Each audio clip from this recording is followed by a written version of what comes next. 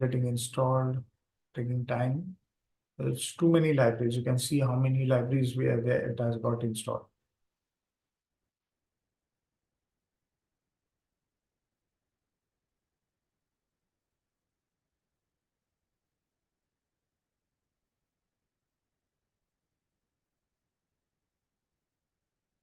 By the time it is getting installed, let's move on to the next thing, that is GPU.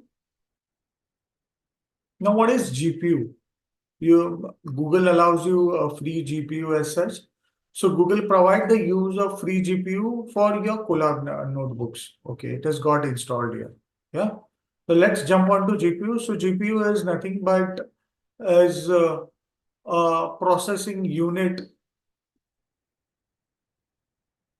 which is being provided by Google free of charge. Yeah.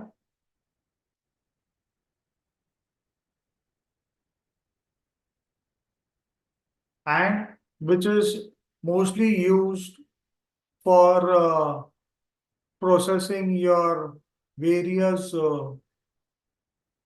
algorithms. Yeah. GPU is like, as you must have known, central processing unit, which is called CPU. Same way, GPU is graphics processing units. So how well your graphics should be processed on Colab. Yeah. And lastly, the TPU, which is tensile processing units. Yes. So you need to be very careful about the units that you used, as that will help you to process your data in a much better way. Yes. Now, how do you enable GPU in your network? Yeah. You go to runtime. Yes. Change runtime type. Yes. Click on change runtime type. You have Python 3. Yes.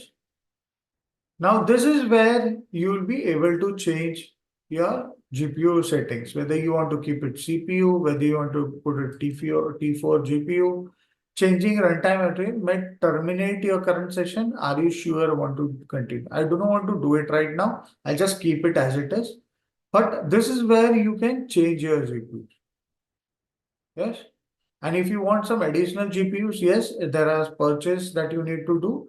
But ideally, there is free GPU which is already available, which you can use. So T4 GPU is available, and TPU depreciated, which is again deprecated, which is also available.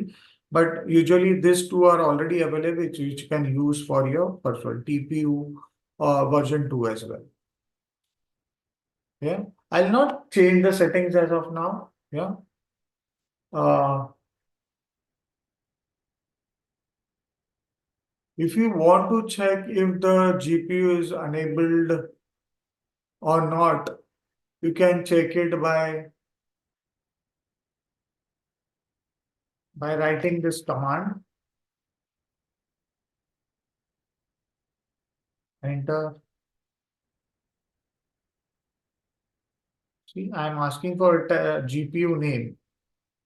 Yes, but right now we have just selected CPU. So I don't think so it will give me any name. Yeah, since I have not selected any GPU in runtime. So my GPU is not selected, it is just CPU. Yeah, I say T4 to terminate your current session. Okay, I'll say, and I'll say save. And now I try to run this once again. Let me see if it gives me the GPU name.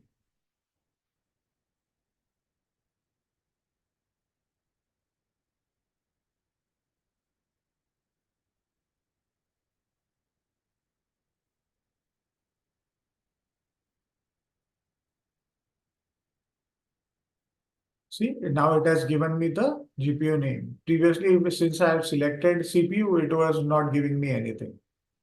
Yes. If you are very curious to know the devices used during the execution of your notebook in the cloud, try the following code that I am pasting right now.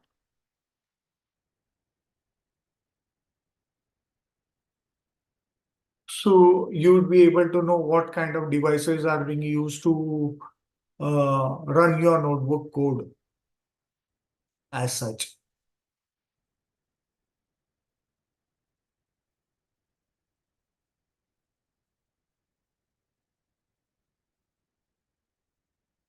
If you want to check the RAM available, you can run this command. So this gives me the memory available to run my notebook. Yeah. Usually you do not use this unless and until you get into AI or deep learning algorithms for initial learning of Python or checking the beginners codes or doing some light programming on your Colab notebook will not harm that much of your processing strength as compared to when you'll be starting to learn deep learning algorithms or models. Yes. So this was most of the Google platform that we have. Yeah.